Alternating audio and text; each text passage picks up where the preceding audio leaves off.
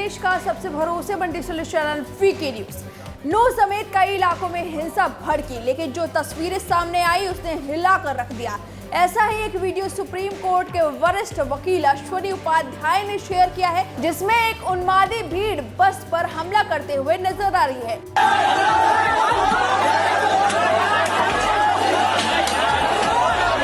इस भीड़ में करीब सैकड़ों की संख्या में एक विशेष समुदाय के लोग देखे जा रहे हैं। नारे के साथ जबरदस्त पत्थरबाजी कर रहे हैं।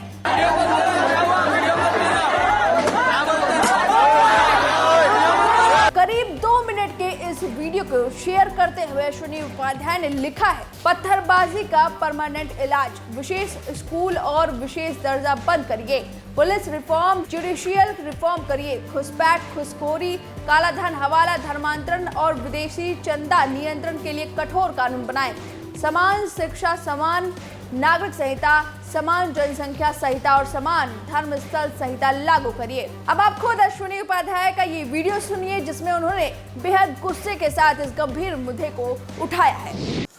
हरियाणा जल रहा है, पहले बंगाल जल रहा था, कश्मीर जला, मणिपुर जला, मेघालय जला, मिजोरम जला, अब हरियाणा जल रहा है।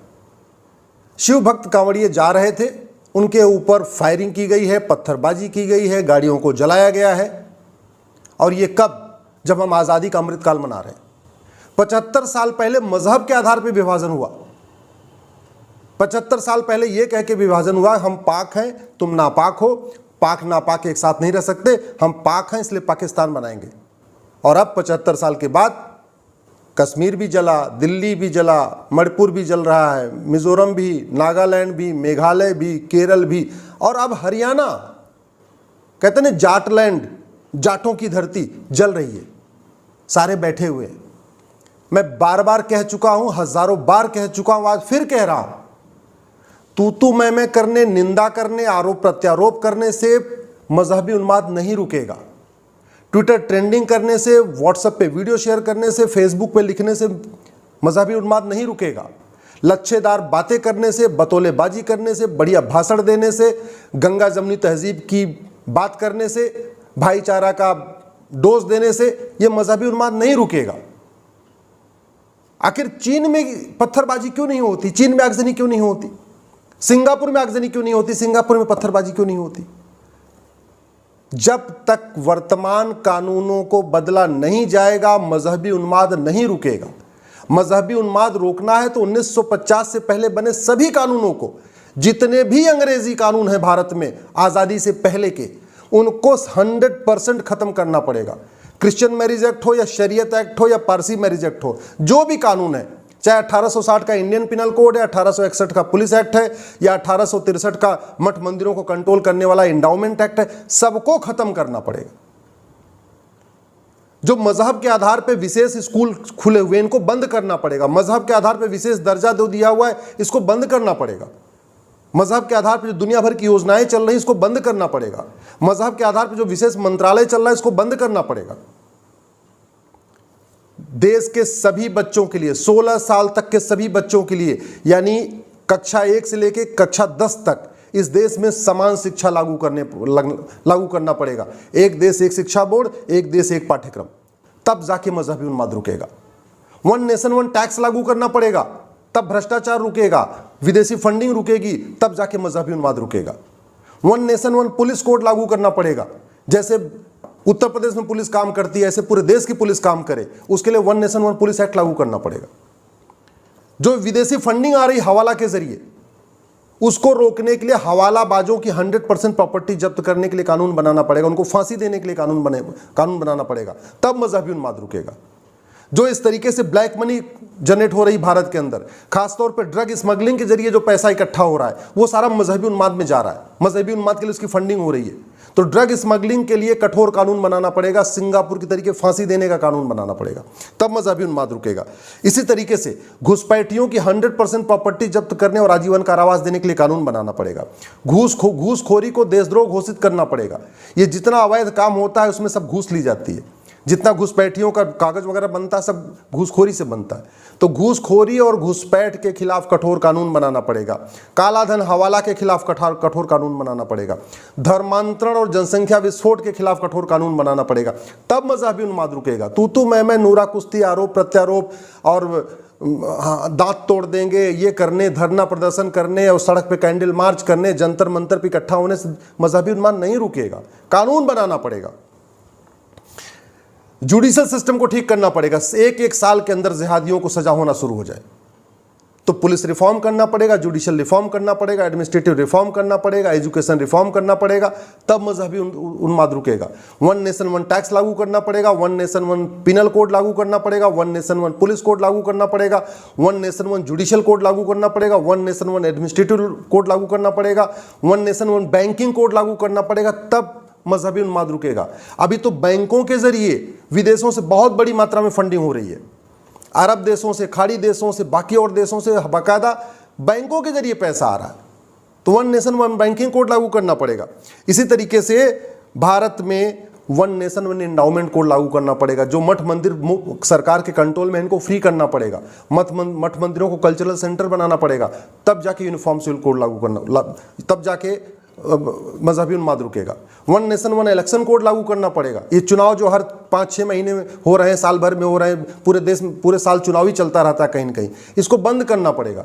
5 साल में एक बार चुनाव और सबका एक साथ चुनाव। 1 नेशन 1 इलेक्शन कोड लागू करना पड़ेगा, तब मजहबी उन्माद रुकेगा। मैं बार बार कह रहा हूं, अगर जब तक ये नूरा कुश्ती चलेगी, बतौलेबाजी चलेगी, आरोप प्रत्यारोप चलेगा, संसद में केवल तू चोर मैं सिपाही चलेगा, तब तक मजहबी उन्माद नहीं रुकेगा, तब तक घुसपैठ नहीं रुकेगी, तब तक धर्मांतरण नहीं रुकेगा, तब तक ऐसे कोई न कोई जलता रहेगा। कभी बंगाल जलेगा, कभी केरल जलेगा, कभी नागालैंड जलेगा, कभी हरियाणा जलेगा, कभी उत्तर प्रदेश जलेगा, कभी बिहार जलेगा, कभी झारखंड जलेगा, जलता ही रहेगा। सठे साठ्यम समाचरित, लोहा लोहे को काटता है।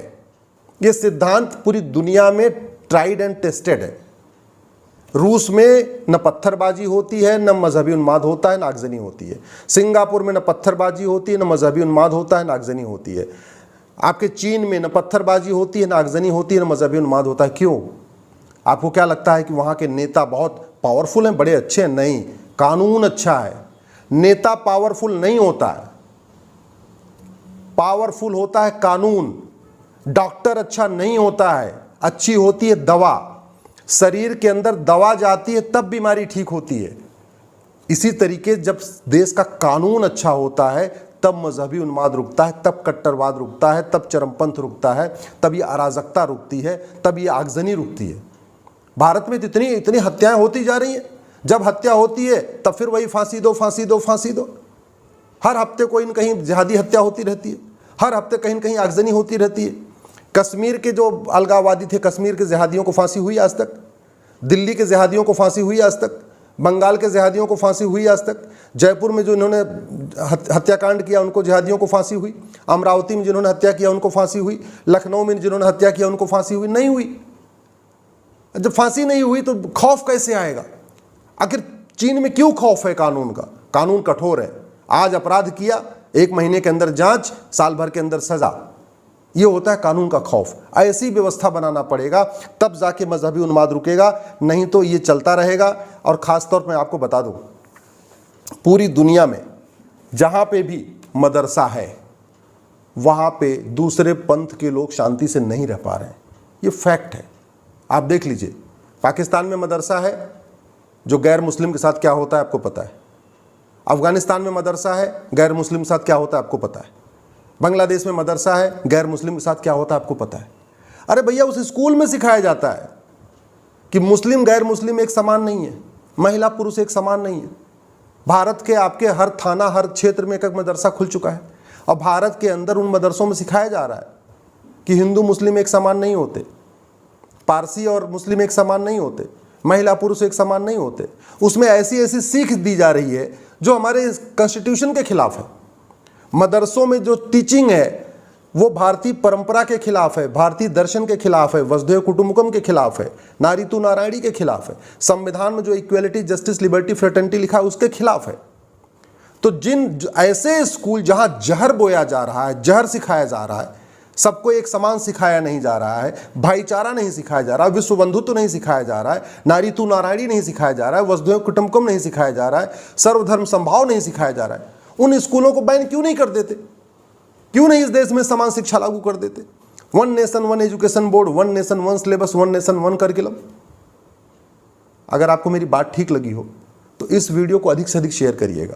और मैं एक बात गारंटी के साथ कहता हूं, 1000 बार कह चुका हूं, फिर से कह रहा हूं, तू मैं करने, आरोप प्रत्यारोप करने, नूरा कुश्ती करने, बतौलेबाजी करने, लच्छेदार भाषण देने, ट्विटर पे ट्रेंडिंग करने, फेसबुक पे लिखने, व्हाट्सएप पे वीडियो शेयर करने से मजहबी उन्माद नहीं रुकेगा, कट्टरवाद नहीं रुकेगा, धर्मांतरण नहीं रुकेगा, जनसंख्या विस्फोट नहीं रुकेगा, रोहिंग्या घुसपैठ नहीं रुकेगी, बांग्लादेशी घुसपैठ नहीं रुकेगा, कुछ भी नहीं होगा।